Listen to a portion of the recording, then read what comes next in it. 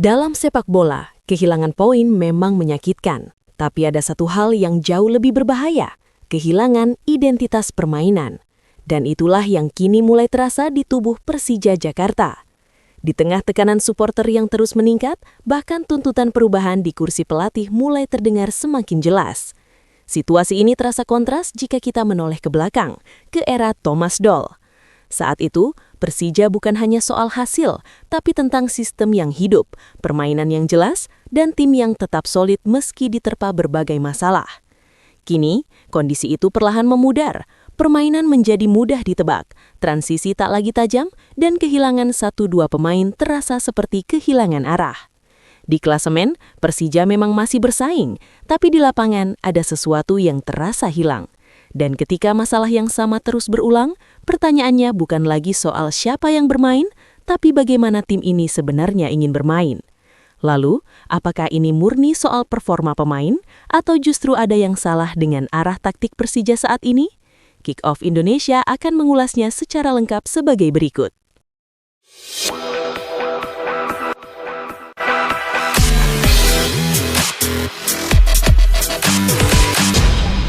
Kalau ada satu hal yang paling berbahaya dalam sepak bola Indonesia, itu bukan kekuatan lawan, tapi hilangnya kepercayaan supporter. Dan saat ini, situasi itu sedang dialami oleh Mauricio Souza bersama Persija. Jakmania, yang selama ini dikenal loyal, mulai menunjukkan kekecewaan secara terbuka. Bahkan tuntutannya sudah tidak samar lagi. Mereka ingin perubahan di kursi pelatih. Masalahnya bukan sekadar soal hasil pertandingan, tapi soal arah permainan yang terasa hilang. Di lapangan, Persija terlihat seperti tim tanpa identitas. Build-up mudah ditebak, transisi berjalan lambat, dan ketika strategi awal tidak efektif, hampir tidak ada solusi yang benar-benar terlihat. Situasi ini makin terasa menyakitkan karena terjadi di kandang sendiri. Dalam beberapa laga terakhir, Persija gagal memaksimalkan dukungan penuh dari supporter. Hasil imbang melawan tim seperti Borneo FC dan Dewa United menjadi titik di mana kesabaran mulai menipis. Padahal, stadion tetap penuh, dukungan tidak pernah surut. Bahkan kritik terbuka muncul dari internal supporter, termasuk dari Diki Sumarno yang menyoroti banyaknya poin yang hilang di kandang sendiri. Dalam 5 laga kandang terakhir, Persija gagal memberikan hasil maksimal, sebuah catatan yang sulit diterima untuk tim sebesar mereka. Kalau kita bedah lebih dalam, masalah ini tidak berdiri sendiri. Secara taktik, Persija terlihat terlalu monoton. Pola serangan cenderung berulang, build up dari belakang, bola diarahkan ke sayap, lalu diakhiri dengan crossing. Ini membuat permainan mereka mudah dibaca lawan. Selain itu, adaptasi dalam pertandingan juga menjadi masalah. Ketika skema awal tidak berjalan, perubahan yang dilakukan sering terlambat dan kurang berdampak. Pergantian pemain terasa seperti rutinitas, bukan solusi taktis. Di sisi lain, organisasi pertahanan juga belum solid. Jarak antar lini sering terlalu renggang, pressing tidak sinkron, dan koordinasi di lini belakang kerap bermasalah. Akibatnya, Persija cukup mudah ditembus lewat serangan balik. Secara klasemen, Persija memang masih berada di papan atas, dan bahkan sempat membuka peluang untuk mendekati Persib Bandung. Namun peluang itu berulang kali terbuang, terutama karena kegagalan memaksimalkan laga kandang. Dari sini, kita bisa melihat satu pola yang cukup jelas. Masalah Persija hari ini bukan sekadar soal hasil, tapi soal bagaimana tim itu bermain. Dan ketika masalah yang sama terus berulang, pertanyaannya bukan lagi tentang pemain di lapangan, melainkan tentang arah taktik yang datang dari pinggir lapangan. Kalau kita tarik ke belakang, ke era Thomas Doll, ada satu hal yang langsung terasa berbeda dari Persija Jakarta saat itu.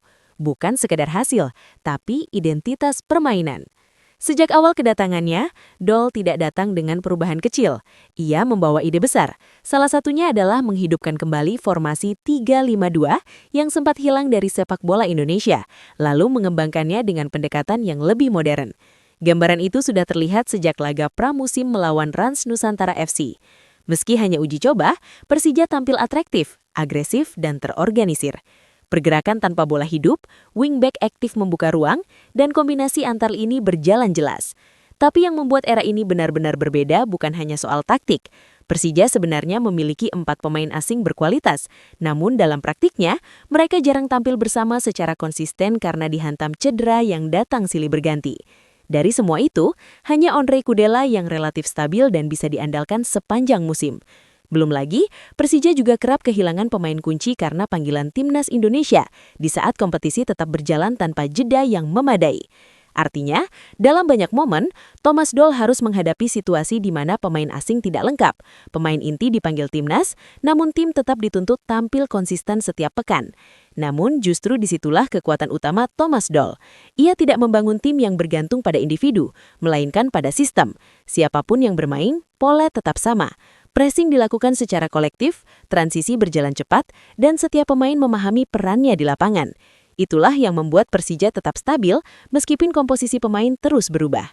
Hasilnya pun nyata. Di musim pertamanya, Persija berhasil finish sebagai runner-up Liga 1, sebuah lompatan besar dari musim sebelumnya yang hanya berada di papan tengah. Tak hanya itu, berbagai rekor negatif juga berhasil dipatahkan, mulai dari kemenangan di kandang Arema FC setelah 19 tahun, hingga mengakhiri tren buruk melawan Persebaya Surabaya. Namun lebih dari sekedar hasil, Thomas Doll membangun mental tim. Persija saat itu bukan hanya tim yang bermain bagus, tapi tim yang tahu bagaimana menghadapi tekanan. Di bawah asuhannya, pemain muda tidak sekedar menjadi pelengkap. Mereka benar-benar berkembang karena ditempatkan dalam sistem yang jelas dan disiplin. Tidak ada perbedaan antara pemain muda atau senior. Yang bermain adalah yang paling siap. Filosofinya sederhana, bukan soal nama besar, tapi soal kualitas. Dan itu terbukti di lapangan. Persija menjadi tim yang progresif, terorganisir, dan memiliki cara bermain yang jelas. Mereka tidak hanya kompetitif, tapi juga punya identitas yang kuat. Sekarang coba bandingkan dengan kondisi saat ini. Ketika 1 atau 2 pemain inti absen, performa tim langsung menurun. Perbedaannya sangat terasa. Dulu kehilangan pemain adalah bagian dari dinamika. Sekarang kehilangan pemain terasa seperti kehilangan sistem itu sendiri. Dari sini kita bisa menarik satu kesimpulan penting. Masalah Persija hari ini bukan sekedar kualitas pemain, tapi belum terbentuknya fondasi permainan yang benar-benar kuat. Dan mungkin inilah alasan kenapa banyak di Jakmania mulai merindukan sosok Thomas Doll. Karena yang ia tinggalkan bukan hanya hasil, tapi sebuah identitas yang membuat Persija tetap hidup dalam kondisi apapun. Menurut lo, apa yang sebenarnya jadi masalah utama Persija Jakarta saat ini? Kualitas pemain atau arah taktik dari pelatih? Dan apakah sosok Thomas Doll memang masih jadi standar yang belum tergantikan? Tulis pendapat lo di kolom komentar, jangan lupa like kalau lo suka video ini, dan subscribe biar lo nggak ketinggalan update terbaru dari Kick Off Indonesia.